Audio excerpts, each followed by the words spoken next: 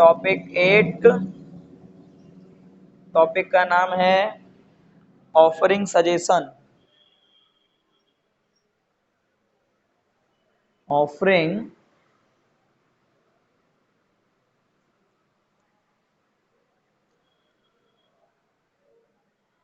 Offering suggestion कह सकते हो, सजेशन की जगह ऑफरिंग एडवाइस भी लिख के आ रहा है, वो भी ध्यान रखना है, ठीक है। खास करके ध्यान रखो, इसमें जो वर्ड्स हैं वो 3 ही वर्ड्स यूज होंगे किसी को सलाह देने के लिए। या तो शूड का यूज होगा पहला वर्ड, SHOULD, शूड, ठीक है। किसी को अगर नॉर्मल सजेशन देना है, नॉर्मल सजेशन, ठीक है, तो आप शूड का उपयोग करें। उसके अलावा एक वर्ड आता है ऑट टू। ऑट टू, अगर किसी को थोड़ा सा भारी भरकम सलाह देना है, यानी इसको हम लोग इंग्लिश में स्ट्रॉन्गर बोल सकते हैं, STRONGER। जैसे कि कोई बंदा बार बार एक ही काम करके फेल हो रहा है, तो उसे ज़्यादा सलाह देने की जरूरत पड़ती है हमें, तो उससे बोलते हैं स्ट्रॉन्गर सजेशन। तो वहाँ पे ऑट टू आते हैं, जैसे कि बोले तू बार बार फेल होता है, तू अच्छी कोचिंग ज्वाइन कर ले, तो ये क्या है, वहाँ पे शूड नहीं, वहाँ ऑट टू आएगा फिर मेरे हिसाब से, ठीक है। ध्यान रखिएगा, सजेशन। और मान लो कभी आपको सेंटेंस में पता नहीं चल रहा है कि कहाँ शूड लेना है, कहाँ ऑट टू लेना है, तब तो फिर आप कोई भी ले लोगे, कोई चलेगा, गलत नहीं होगा। बट अगर प्रॉपर नॉलेज चाहते हो तो वो इस तरीके से समझ सकते हैं, ठीक है। एक आता है हेड बेटर। हेड बेटर यानी समझ लीजिए कि जब बहुत ज़्यादा जरूरत पड़ती है, बहुत मतलब तगड़ी सलाह देने की जरूरत है, तब हेड बेटर आता है। द स्ट्रॉन्गेस्ट सजेशन बोल सकते हैं, ठीक है। लेकिन कभी कभी ऐसा होता है कि पेपर में एग्जाम्पल पढ़ने के बाद हमको समझ ही नहीं आता है, तो वैसी परिस्थिति में आप तीनों में किसी का भी उपयोग कर दें, गलत नहीं होगा, ठीक है। पर जहाँ तक कोशिश हो, पूरी कोशिश करो कि भाई हम इसमें से क्लासिफाइड कर पाएँ कौन सा पहले लेना है, कौन सा नहीं लेना है, ठीक है। चलिए, तो ये हो गए आपके कुछ 3 वर्ड, ध्यान रखिएगा। ऑफरिंग सजेशन में या ऑफरिंग एडवाइस बोल सकते हैं, तो उसमें शूड, ऑट टू या फिर हैड बेटर ही आएगा, ये भी मैं आपको बता दूं, ठीक है। और ये तीनों के साथ वर्ब का फर्स्ट फॉर्म आता है, ये भी आपको ध्यान रखना चाहिए। फिर ये नहीं सोचना कि भाई हेड लिखा है तो थर्ड फॉर्म ले ले, ऐसा नहीं होगा। शूड रहे, ऑट टू रहे या हेड बेटर रहे, तीनों के साथ वर्ब का फर्स्ट फॉर्म आएगा। इज दैट क्लियर, ठीक है। तो ये बस इतना ही है, इसमें मेरे हिसाब से बहुत ज़्यादा फॉर्मेट की आवश्यकता नहीं है बच्चों, इसको आप ट्रांसलेट के हिसाब से डायरेक्ट ही समझ पाएंगे, ठीक ना। चलिए स्टार्ट करते हैं। इसकी विशेषता बस इतनी ही है कि इसमें ज़्यादातर वाक्य कंप्लीट होने के बाद फुल स्टॉप आ जाएगा, और वहाँ से आप नए सब्जेक्ट के साथ वाक्य की स्टार्टिंग करेंगे, इतना ही नया होता है खाली, ठीक है। चलिए आइए इसको ही पूरा कर ही दिया जाए, छोटा सा टॉपिक है तो 2 टॉपिक आज हो जाएगा अपना। हेडिंग कर दीजिए complete the sentence. Complete the sentence.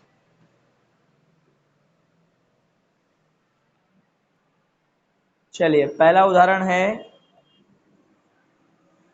You are सिक।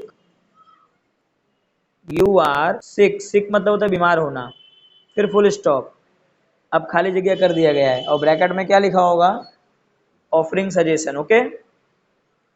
अगर कोई बीमार है तो आप उसे नॉर्मल सलाह देंगे कि भाई जाके दवा ववा ले ले, नहीं तो कोरोना हो जाएगा, बराबर ना। या इस तरीके से हम कुछ भी उसको सलाह दे सकते हैं। तो मैं बोलूँगा you are sick, you should take rest. You should take rest, तो मतलब बीमार होना एक चीज है, तो उसे सजेशन भी नॉर्मल ही दूंगा, है ना, ठीक है। हाँ, अगर किसी को कैंसर वैंसर हो गया है, तब उस सजेशन दूंगा, बोलूंगा एक तेरा इलाज यहाँ नहीं होगा, तू ऑस्ट्रेलिया चला जा, यहाँ चला जा, वहाँ बेटर है, यहाँ अच्छा है, तो लॉट्स ऑफ उदाहरण दे दूंगा। लेकिन नॉर्मल बीमारी के लिए हम नॉर्मल सजेशन के लिए सूड यूज कर सकते हैं। फिर एक बात, पेपर में अगर आप क्लासिफाइड नहीं कर पा रहे हैं क्या आएगा ऑफरिंग सजेशन में, तो तीनों में से कोई भी एक ले लेना और वर्ब का फर्स्ट फॉर्म ऐड कर देना, उसके बाद सही हो जाएगा, ठीक है।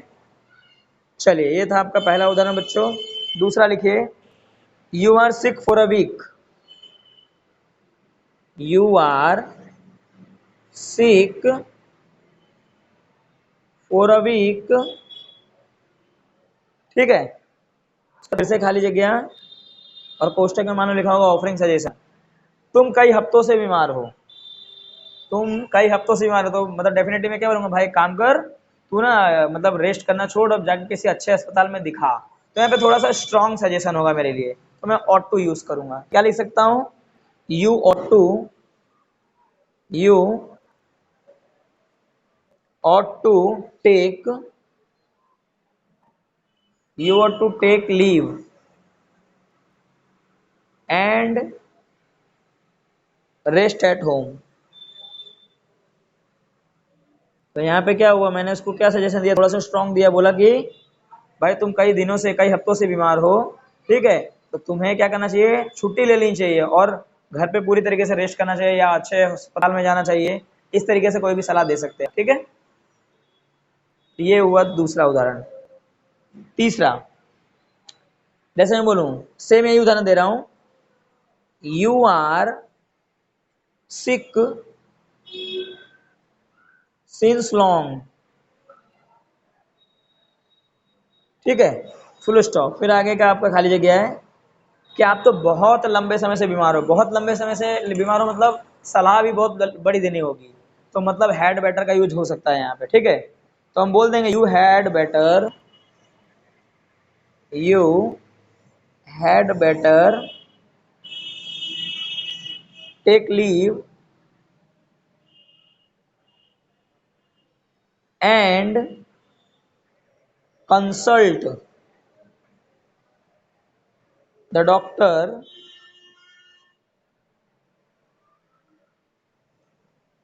यहाँ पे अंडरलाइन कर दीजिएगा, कंसल्ट द डॉक्टर इमीडिएटली।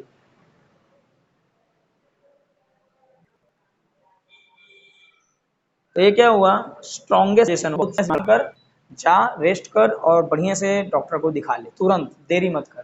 तो यहाँ पे क्या हुआ, ये जबरदस्त सजेशन हुआ कि नहीं ये करना ही करना है। फिर भी बोल रहा हूँ, आपको परीक्षा में नहीं समझ में आया तो तीनों में से कोई एक लेके एग्जाम्पल बना देना, ठीक है। आइए एक उदाहरण और लेते हैं, नंबर 4।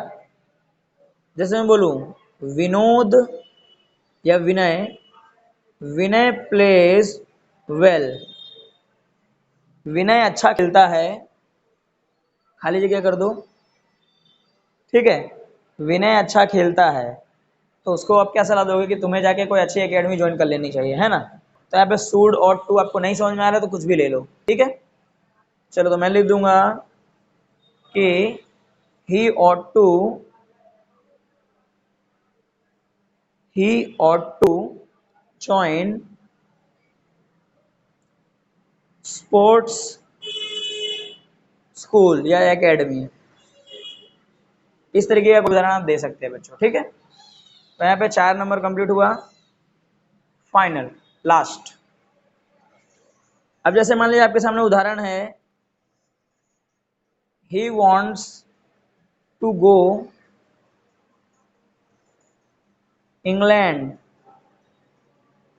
वह इंग्लैंड जाना चाहता है, तो क्या सलाह दोगे कि भाई तुझे इंग्लिश अच्छे से बोलने आनी चाहिए, या तू ये क्लास लगा ले, वो क्लास लगा ले, ऐसा हम कुछ भी सलाह देंगे, है ना। तो उसके लिए हम लिख सकते हैं he wants to go England, वो इंग्लैंड जाना चाहता है, तो आप लिख दो कि ही हैड बेटर या ही शुड, कुछ भी ले सकते हो, ही हैड बेटर जॉइन